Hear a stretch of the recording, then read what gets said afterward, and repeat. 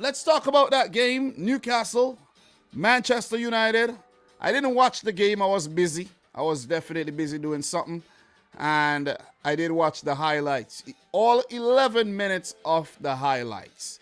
And what I saw from those highlights is that Newcastle United were very, very unlucky not to win the game. My initial reaction was, whoa, United drew? Oh, that's crazy. I predicted them to win the game. I actually went on YouTube and just randomly went on YouTube and I saw Hugh Wizzy talking about, he scheduled a live stream and he was saying, about Newcastle or something. I was like, whoa, would have never expected this, man. The way Man United have been playing on the Ralph Ragnick, I thought they would have scraped to a maybe scrappy 2-1 win or something like that. What was actually my prediction for this game, you may ask? 2-1. 2-1. I did fancy them. Because, Newcastle's been going through a slump. Eddie Howe, new man in charge, trying to get things going again over at St. James's Park. And I think this would actually help them a lot to pick up some momentum, because if you took a look at the fixtures that they had City, had Liverpool, they had United, and I was like, no way they're winning any one of those. And they could have definitely picked up their second win on the day against Manchester United, where people are reacting. I tell you. And let's take a brief look and see what's Twitter saying right now. What is Twitter saying? Let's go to the homepage of Twitter here. And let's just click search and you'll see exactly what's going on here. Definitely trending right now. You got Newcastle host Man United trending. And let's see what people are saying right now. So, another superb save by De Gea. Definitely the savior on the day. I don't want to show that. You know what I'm saying? Definitely. Man United, forever grateful for your support. And to those who travel to Newcastle tonight, Newcastle United FC, Eddie Howe on the game. Desperately disappointed not to win. I thought we were tactically excellent. We defended really well in partnerships. And we were good on transitions. We created the chances to get that second goal, which would have been crucial in the end. Indeed.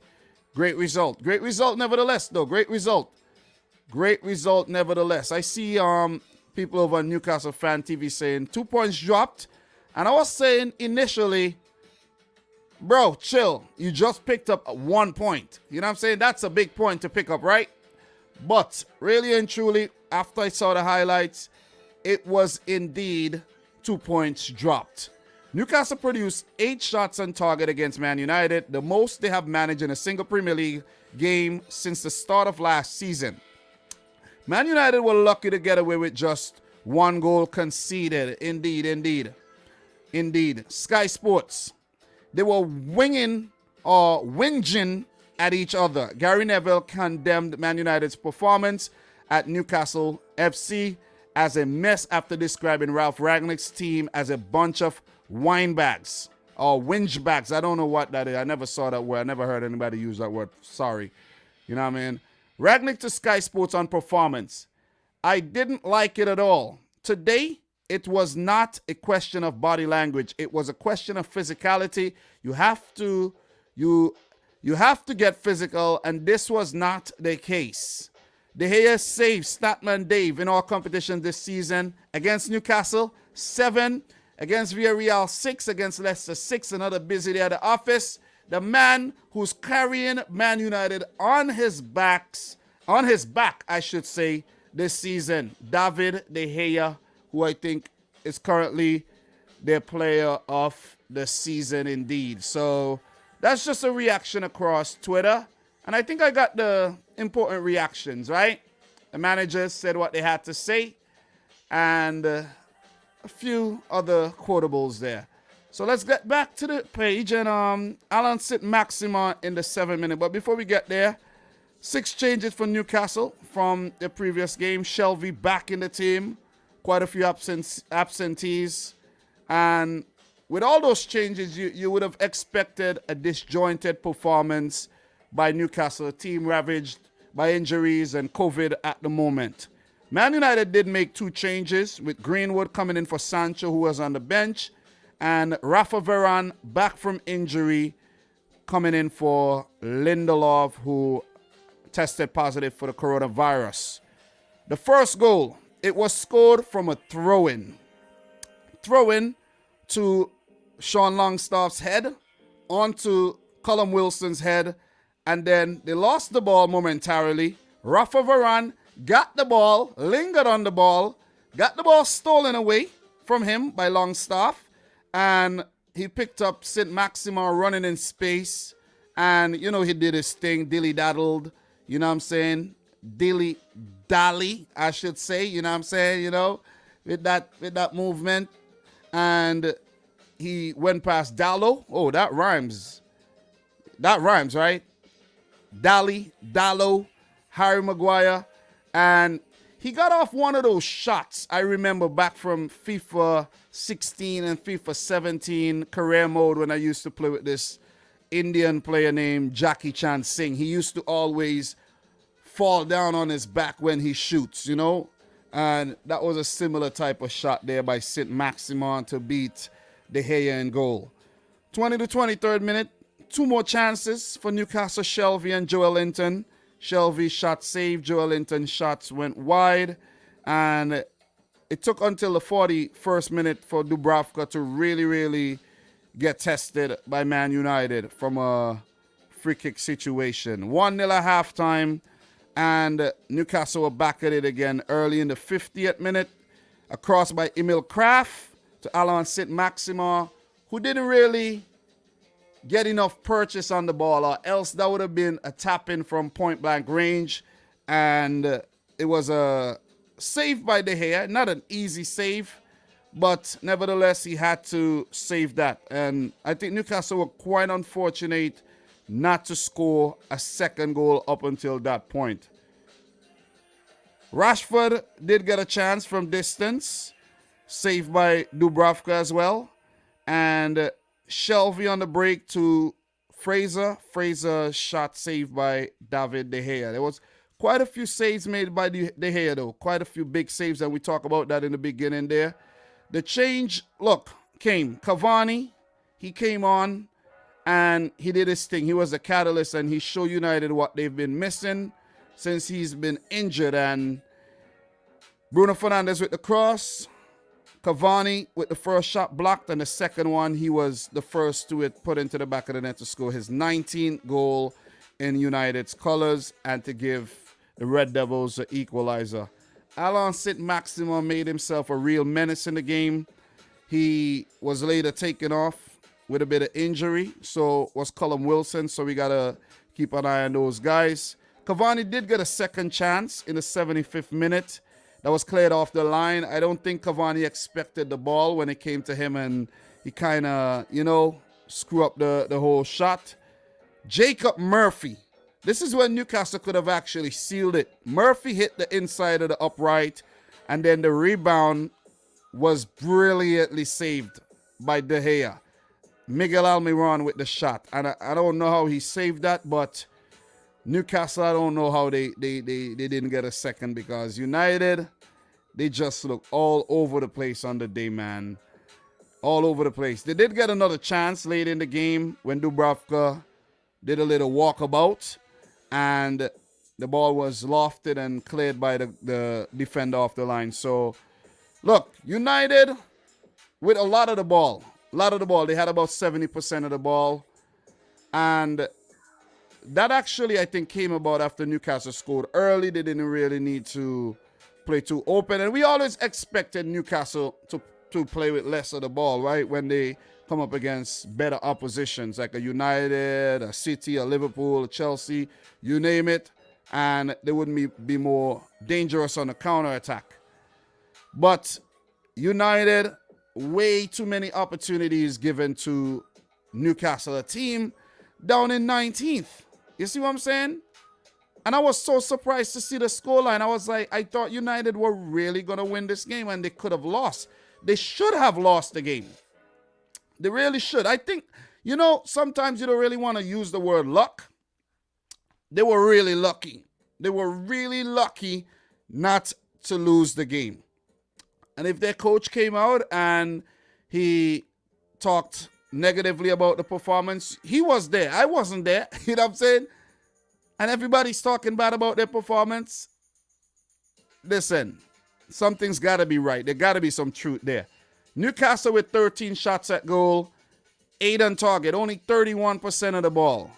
United, 13 shots themselves, 4 on target, 69% of the ball, and they were just all over the place. Bruno Fernandes picked up a yellow card in this game, and he would actually miss the next game, which would be a big miss. It would be a big miss because he was the guy that passed that ball to Cavani and, set up that goal. So you don't have him in the next game. That's a creative force out of the match there. And they would have to, who knows, maybe you have Danny Van de Beek coming in. Scott McTominay went off injured as well.